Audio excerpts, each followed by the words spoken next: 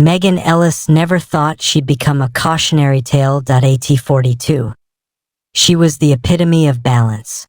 A mother of two, a marketing director at a mid-sized firm in Seattle, and a weekend yoga enthusiast, Megan prided herself on her health. Her friends joked she was the healthiest person they knew.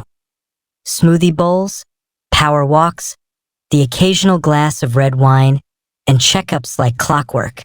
She didn't smoke, rarely drank, and her blood pressure?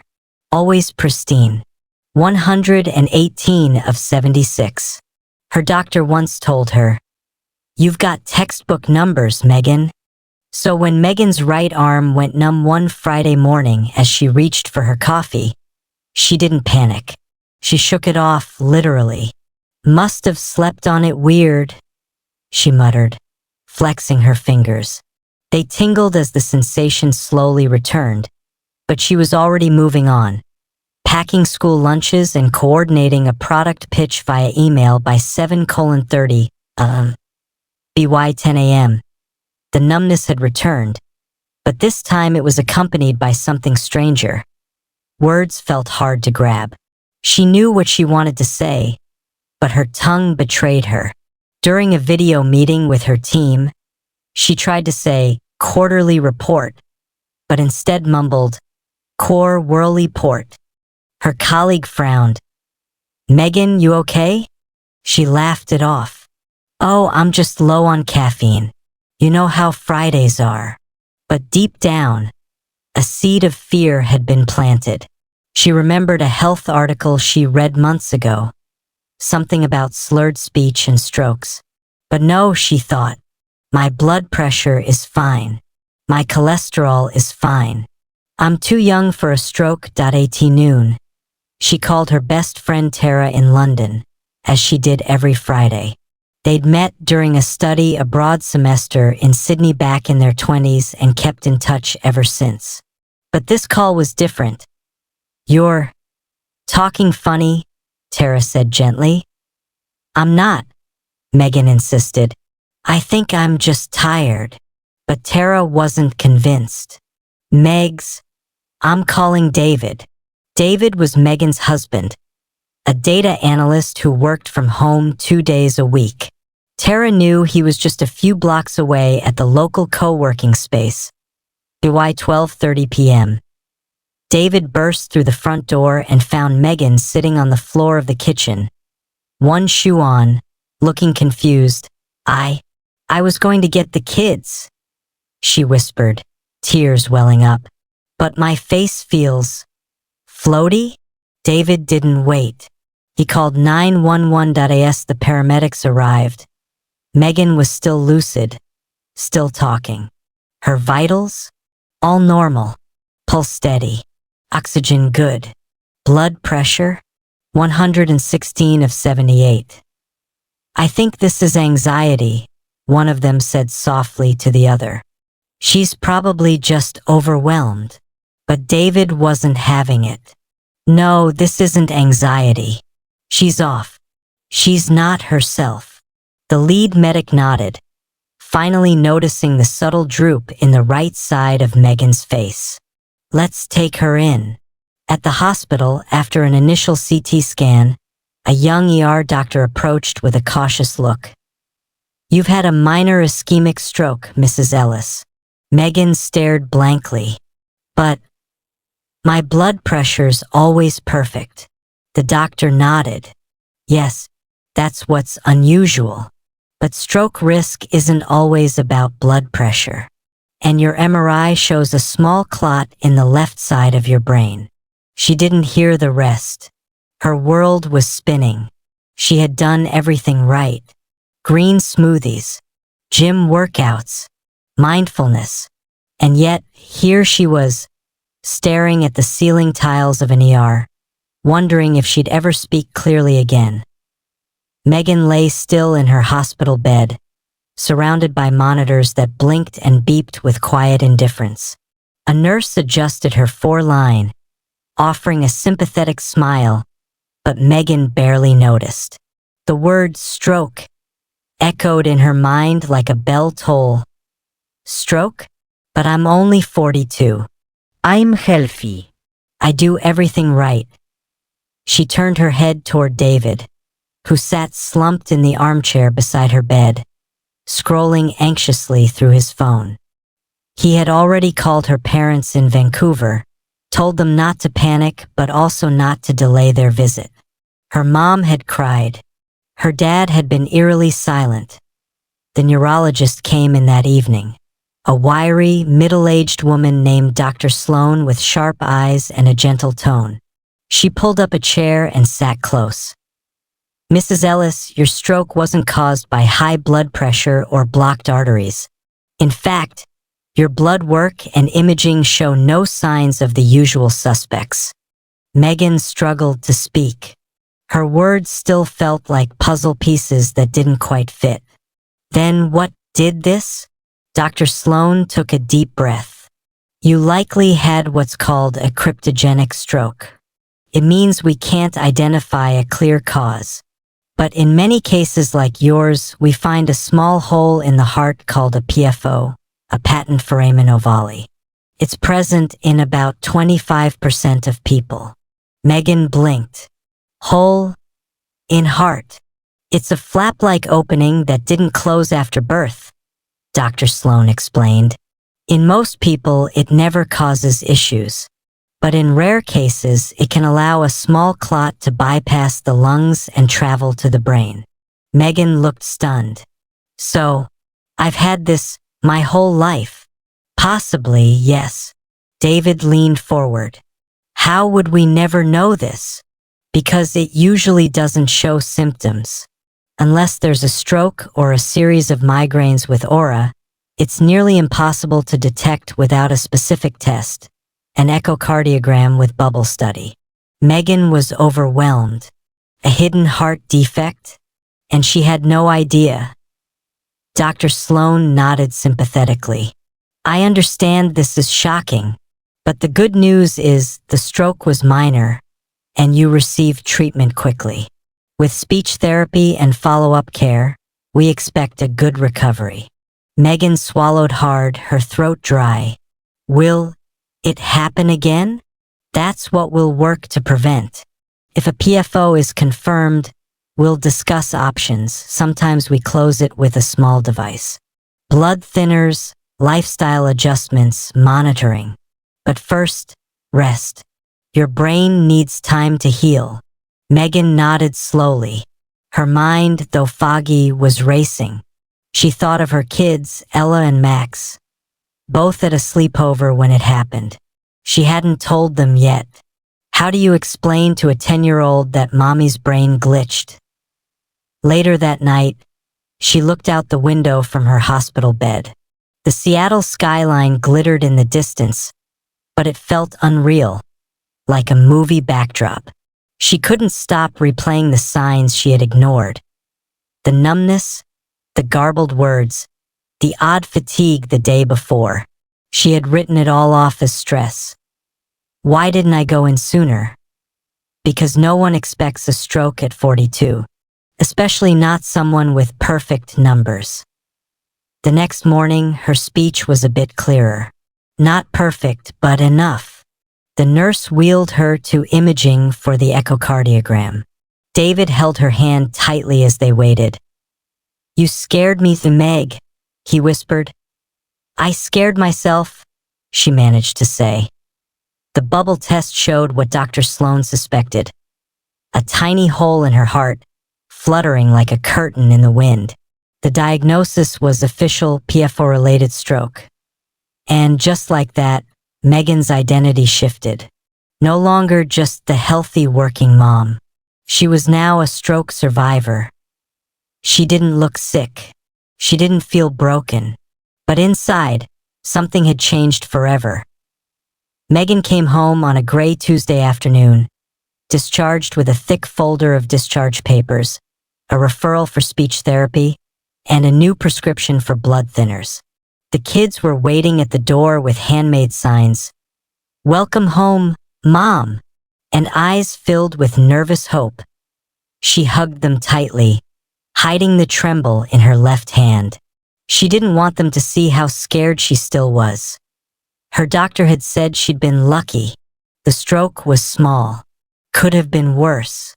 It was the kind of stroke that often went unnoticed or brushed off as fatigue or dehydration.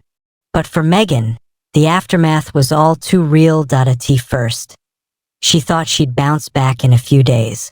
After all, she looked fine. She could walk. She could eat. But when she tried to read a page from her favorite novel, the words floated. Letters jumped around like popcorn in a kettle. It made her dizzy. She couldn't concentrate during conversations. She'd forget simple words like remote or refrigerator. At dinner, she called the dog TV and the dishwasher couch. The kids giggled, but David looked concerned. "Maybe I'm just tired," she muttered. But deep down, she knew better. This wasn't tired. This was her brain healing. Megan started speech therapy 3 times a week. The therapist, a bright woman named Julia, explained that neuroplasticity, the brain's ability to rewire itself, was her best friend now. "You're young, and your stroke was mild," Julia said. "You have a great chance of full recovery, but you have to respect the process." The process was humbling. She practiced saying sentences like, "The cat sat on the mat." She repeated the days of the week over and over. At home, David quizzed her on colors and fruit names while she cooked. Something that used to come effortlessly. Megan, once the eloquent leader of corporate meetings, now struggled to find the word for towel. Worse than the speech issues, though, was the fatigue. A deep, bone-dragging exhaustion she couldn't shake. Walking around the block felt like a marathon. A trip to the grocery store left her in bed for 2 hours afterward. Her body looked normal, but her energy levels were fractured. People meant well, but their comments cut deep. "You look great. You must be feeling better, right? You're too young for a stroke. Are you sure it was one? But your blood pressure's perfect." Everyone seemed to say the same thing. "You don't look sick." She wanted to scream. She wanted them to understand that invisible illness was still illness. That recovery wasn't just about regaining strength. It was about being seen and believed. One afternoon, her boss called to check in. The conversation started off warmly, but turned awkward when he brought up timelines. "We'll need you back by next month," he said, "even if it's just part-time. Clients are asking." Megan hesitated. She wanted to say yes. She wanted to be who she used to be. But she wasn't. Not yet. "I'll try," she said, then added more honestly, "But I don't know if I'll be ready." She ended the call and cried for 10 full minutes. Not just from frustration, but from grief. Grief for the woman she'd been just weeks ago. The high-functioning mom, wife, professional. The one who never thought something like this could happen to her. Megan began journaling each night, jotting down things she could say clearly that day. It became a quiet victory list. Apple, backpack, remembered to turn off the oven. Didn't cry in front of the kids today. It wasn't much, but it was something.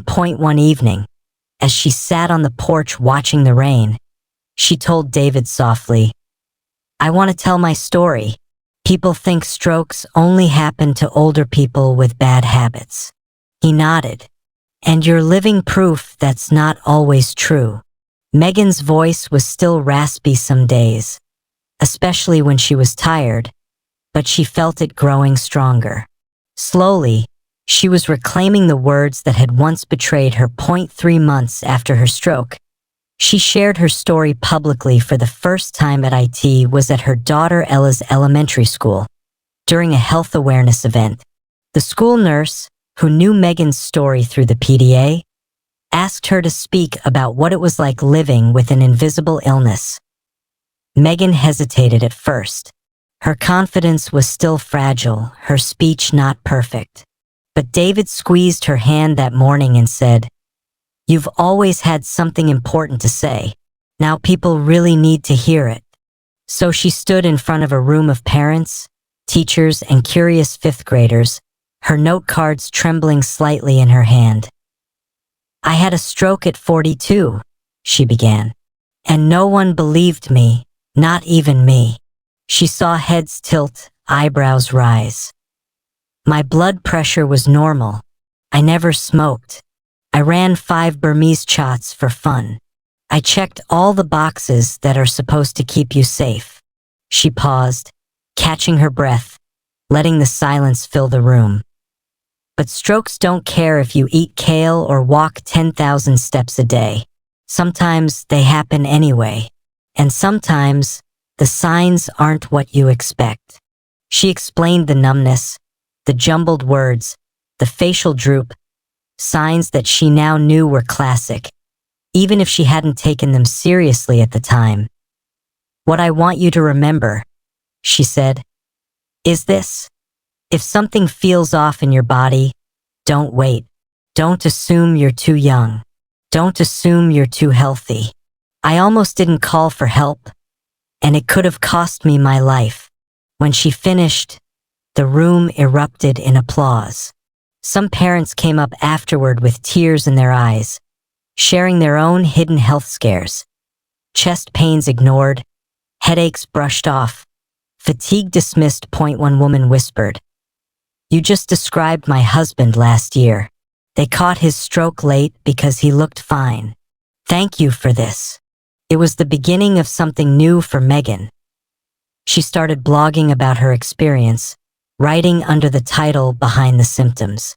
At first, it was just a therapeutic exercise. But soon, people began sharing her posts.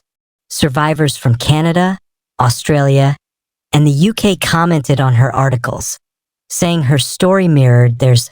The woman in Melbourne messaged her, "I'm 38. My stroke started with a numb tongue. ER told me it was stress. They didn't scan me until I collapsed. Thank you for speaking out." A man in Manchester wrote, "Your blog gave me the courage to ask for a second opinion. They found a hole in my heart too." Megan was stunned. Her story wasn't rare. It was underreported, misunderstood, buried beneath outdated stereotypes. She joined online support groups for young stroke survivors, did interviews for local news, and even pitched an op-ed to a health magazine. Her new mission became clear: raise awareness about strokes in people who don't look like stroke patients. Meanwhile, her own healing continued. Her speech was almost back to normal. She had returned to work part-time, using scheduled breaks and noise-canceling headphones to help her concentrate. David and the kids became her cheerleaders, celebrating every small victory. But Megan knew the fear would never completely go away. Every time her arm tingled or she stumbled over a word, a shadow of doubt crept in. Still, she faced each day differently now, more present, more patient, more aware of the fragility she once denied. And every time someone told her, "You don't look like you had a stroke," she smiled and replied, "That's exactly why I'm telling my story." 6 months had passed. Megan stood in the mirror, adjusting the small gold pin on her blazer. A gift from David the week she finished speech therapy. It was shaped like a lightning bolt, a quiet reminder of how quickly life could change and how much strength she'd shown when it did. She took a breath and looked at herself. She still didn't feel like the same woman who used to run meetings on autopilot or breeze through daily errands without thinking twice. But maybe that wasn't a bad thing. That woman hadn't known what she was capable of until it was tested. Today, she was headed to speak at a regional stroke awareness seminar, not just as a survivor, but as a featured panelist. The invitation came after a local health podcast picked up one of her blog posts, "The Day My Brain Betrayed Me," and it went viral. Hospitals, stroke networks, and even a few corporate HR teams reached out asking if she'd be willing to share her experience. Each time, she said yes, because she remembered all too well how terrifying it felt to be dismissed.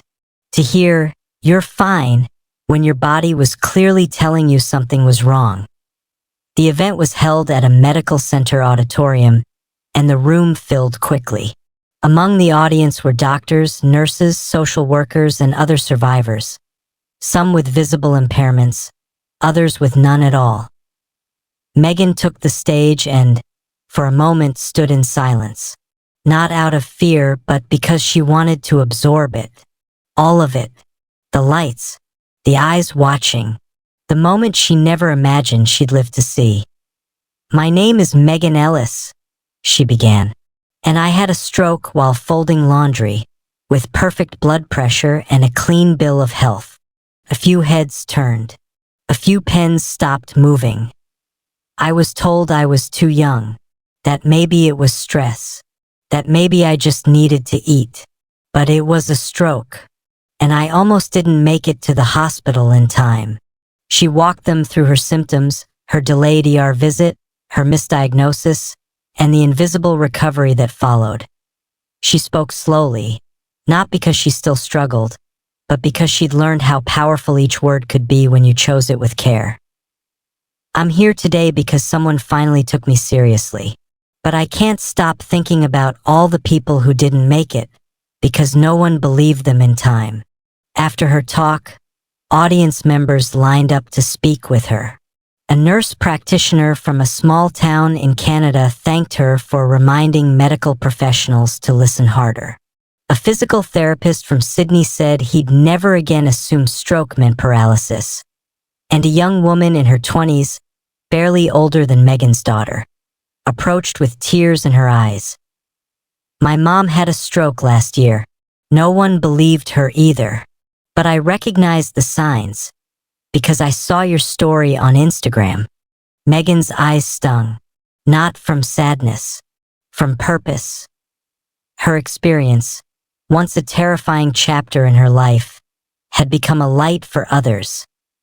That night, Megan sat on the edge of her bed, scrolling through her phone. Another message had come in, this one from a man in Wales.